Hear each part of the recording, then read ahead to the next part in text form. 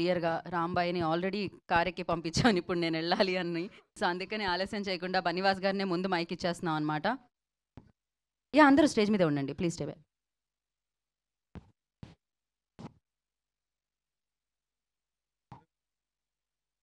మా మీడియా మిత్రులందరూ అస్తమానం స్టేజ్ మీద కనబడుతున్నాను. కొంచెం బోర్ కొడుతున్నాను. అర్థమవుతుంది నాకు కూడాని. ఎంత తగ్గిందా అన్నా కూడా ఇంపార్టెంట్ మిస్ చేసుకోలేము కదా! ఇది చాలా ఇంపార్టెంట్ మనకి.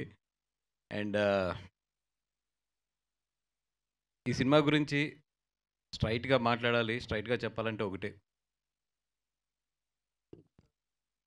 ఈ సినిమా నిజంగా ఒక జీవితంలో జరిగింది అంటే మాత్రం ఎవరు నమ్మలేం.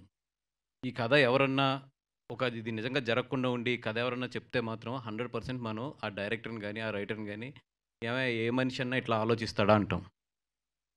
అట్లాంటి సినిమా ఇది. అంటే నేనైతే నాకు ఇది నిజమైన కథ అని చెప్పి చెప్పలేదు. మామూలు జనరల్‌గా సినిమా చూపించారు. చూపించినప్పుడు ఏదైతే ఈ కథ మెయిను ఉంటుందో హార్ట్ అది అంటే మరీ ఇంత హార్ష్‌గా ఎళ్ళాలా ఒక సినిమాకి అని ఆలోచిస్తుంటే తర్వాత చెప్పారు నాకు వేణు ఓడుగులు గారు. ఇది ఒరిజినల్‌గా జరిగిన కథండి అని చెప్పి. నిజంగా గుండె అయితే తరుక్కుపోయింది నాకది. అంత మంచి కథ. అంటే అంత మంచి కథ అని చెప్పే కన్నా కూడా అట్లాంటి ఒక ఇన్సిడెంట్స్ మన జీవితాల్లో జరుగుతాయి. లేదా అట్లాంటి నిజంగా ఆలోచించే మనుషులుంటారు. అనేది నిజంగా నాకు ఒక నైట్ అంతా కూడా నేను డిస్టర్బ్ అయిపోయాను ఈ సినిమా చూసిన తర్వాత. అట్లాంటి సినిమా ఇది. డెఫినెట్‌గా అందరిని అయితే మాత్రం లెగిసేటప్పుడైతే మాత్రం మీరందరూ కూడా డెఫినెట్‌గా సీట్‌లోంచి లెగిసేటప్పుడైతే మాత్రం ఒక భారంతోనే లెగిస్తారు.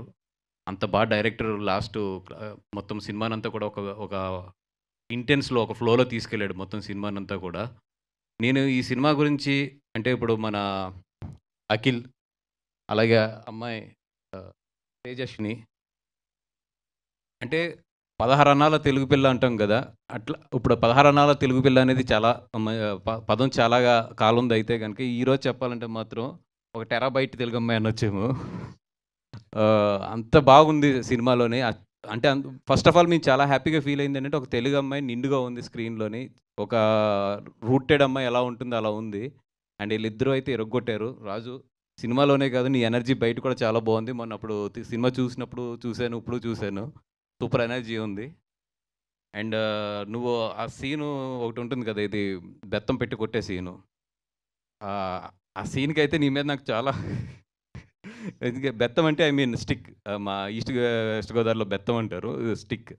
ఆ స్టిక్ పెట్టి కొట్టే సీన్ అయితే ఇప్పటికి నాకు పొద్దున్న ఆలోచిస్తుంటే ఈ సినిమా గురించి ఆలోచిస్తుంటే ఆ సీన్ ఒక అంటే చాలా ఏమంటాం దాన్ని ఒక ఇంటెన్స్ ఉన్న సీన్ అది. ఇట్లాంటి సినిమా డెఫినిట్‌గా ఏంటంటే మన తెలుగులో తీయాలంటే ఫస్ట్ ఓ డేరింగ్ కావాలి.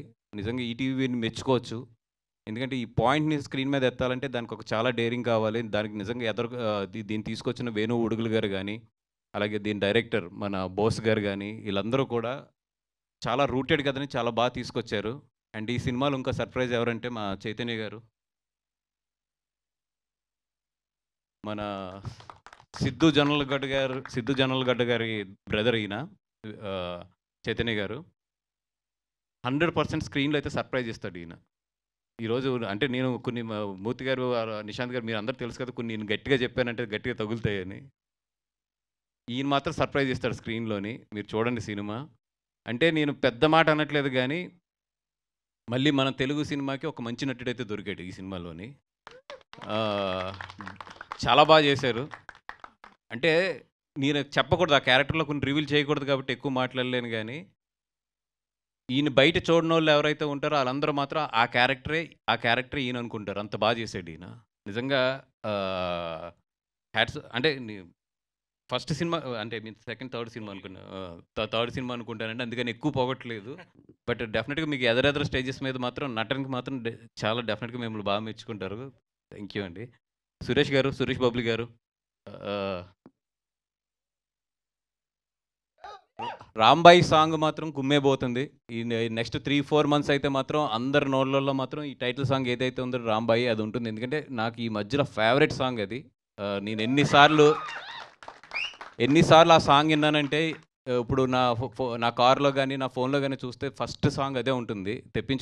నేను తెప్పించుకుని మరీ అది లూప్‌లో వింటున్నాను. రాంబాయి సాంగ్ మాత్రం నెక్స్ట్ 3 మంత్స్ మాత్రం గట్టిగా ఎళ్తుంది. ఎస్పెషల్లీ ఎవరైతే ఫోక్ ఇష్టపడతారో వాళ్ళందరికీ కూడా మంచి ఫేవరెట్ సాంగ్ అది. నేను వంశీకి కూడా చెప్పాను. ఆ టైటిల్ సాంగ్ మించి ఈ సినిమా పబ్లిసిటీ స్ట్రాటజీ చేయమని చెప్పి. ఎందుకంటే అంత మంచి సాంగ్ అది. డెఫినెట్‌గా బబ్లూ గారు మళ్ళీ గట్టి సాంగ్ ఇచ్చారు. ఆల్ ది బెస్ట్ అండి.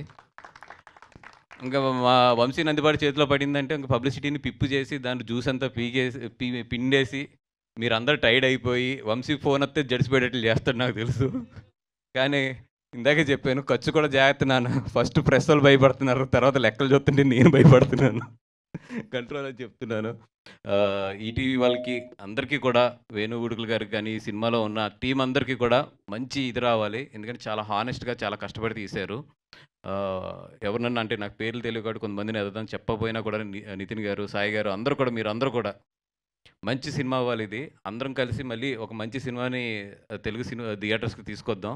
All the best. Thank you అండి. Thank you so much. November 21 Raju weds Rambai గట్టిగా ఉంటుంది. లవ్ స్టోరీ అదిరిపోయింది. రండి. Thank you.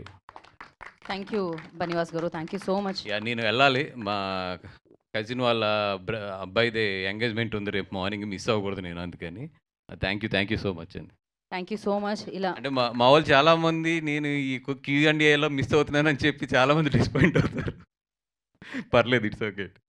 ఇదే ప్రెస్ మీట్‌లో నెక్స్ట్ క్యూఎండ్ఏలో కలుసుకుందాం సార్. Thank you. క్యూ&ఏ కూర్చుంటే ఏమొస్తాయో కూడా నాకు తెలుసు. అందుకే కూర్చోట్లేదు. వెరీ ఇంటెలిజెంట్ బనివాస్ గారు. అందుకని ఇంత మంచి మంచి సినిమాలు మనందరికీ అందిస్తున్నారు.